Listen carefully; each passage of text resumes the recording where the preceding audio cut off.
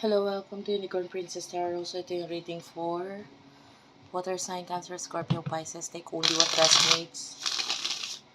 Hindi to magre-resonate sa lahat, unfortunately.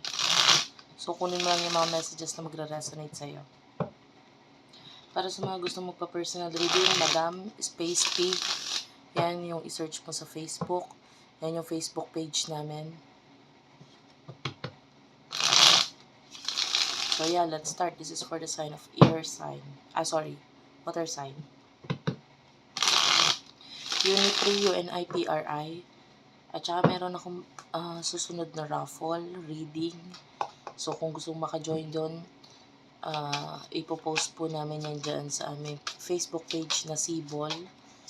Kung gusto mong ma-search at i-follow ako doon sa aming page na yon, Bandang Sibol, yan yung i-search mo sa Facebook. Pa-follow and pa-subscribe, pa-like sa video na to. Pa-heart na lang din dyan sa comment or any positive comment will do. Nagpapakita yan ng suporta. Maraming salamat po. Simulan na natin. This is for water sign. Ten of Stones, Ace of Bows. I can see an ending dito. Kung naman yung bagay na sinimulan mo, I feel like there's something na mag-e-end dyan. Eight of Arrows is here. Kasi mahirapan ka eh.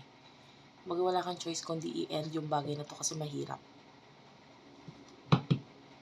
At nandun na rin yung kagustuhan mo na i-end yung bagay na yun. Kasi it could be related sa work or whatever you're focused in the past.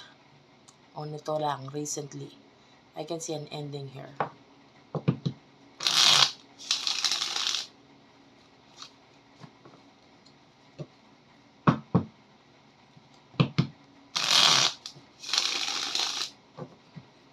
Person nakakonect mo pagdating sa love scene na to. For water sign.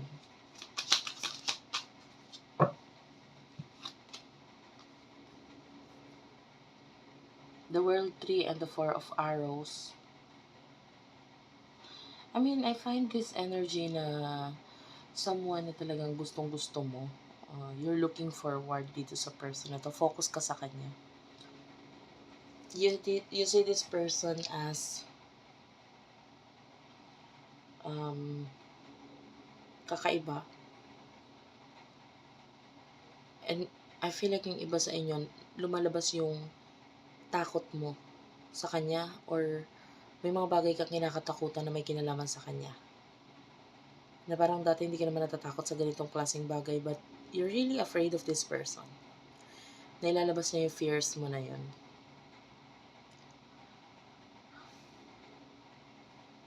Pwede mo lang actions na ginagawa itong person nito ngayon.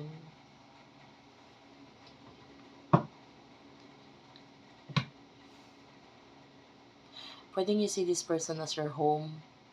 Kumbaga komportable. Alam mo yun, may takot ka sa kanya and at the same time, you're komportable sa kanya. Emotions ninyo sa isa't isa.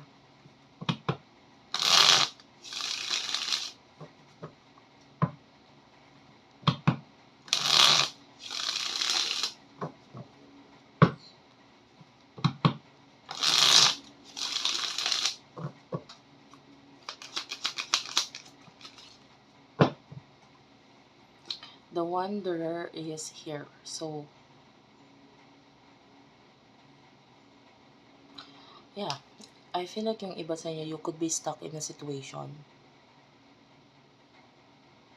Pero itong person na to is like someone na parang gusto mong ma-experience yung life or yung connection sa kanya. But currently, you're stuck eh.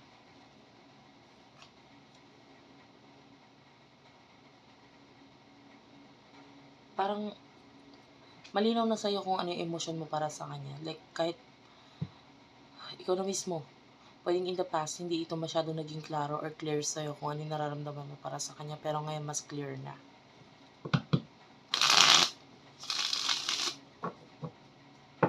Emotions ng person na to for you.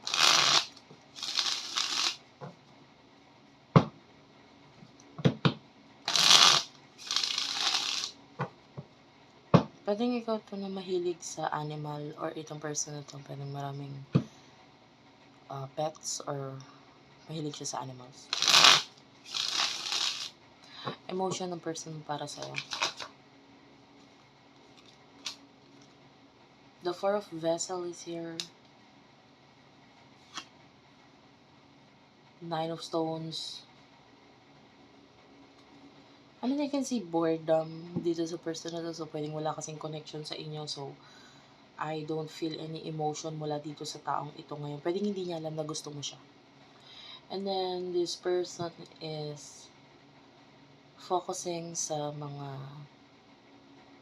taong nakasupport sa kanya or maybe family niya or nakafollow sa kanya. I don't know. This person is really, you do have your Knight of Stones. So, this person keeps on moving. Yeah. And kung may something na nangyari sa inyo in the past, or kung wala, yung iba, basta yung person that is focusing on healing. Kung may nangyari sa inyo in the past, so this person is nakafocus siya sa healing para hindi na niya maalala yung mga bagay na mga pinagagawa mo or nangyari sa inyo. And then, kung wala naman nangyari in the past sa inyo, this person is really focusing sa healing, sa kung ano man yung mga past na hindi maganda nangyari sa kanya mismo. So, what will happen in the future sa inyong dalawa?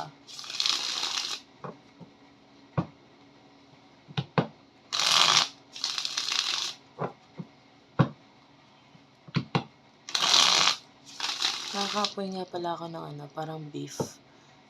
So, pwedeng kumain ka ng beef or recently kumain ka ng baka. Or merong beef or ulam na baka sa inyong fridge or sa inyong ref. Yeah. In the future, you do have here the Page of Stones. The Moon on Water. Yung iba, it could be naglalaway ka sa beef.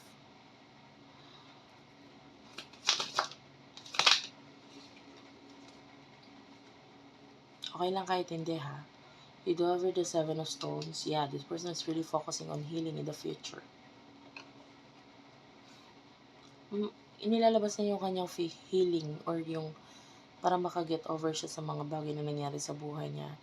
Inilalabas niya ito through creativity. It may be arts. Ancestor is here. So, I'm seeing a very mature person. Could be a past person. What I see here is that you really do love this person. Like, siya yung parang favorite person mo. Pero, patago ka sa nakikita ko sa'yo. You're hiding everything. Emotions mo. And in the future, ganun pa rin. May something dito sa person na to nakakaiba na parang nagbibigay ng dahilan sa'yo para gustuhin at gustuhin siya. Pero nakikita ko it's all hidden. Paghanga sa taong ito.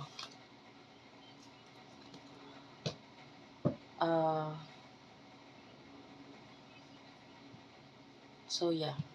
Yun lang nakuha nating energy. Thank you for watching guys. I love you all and bye-bye.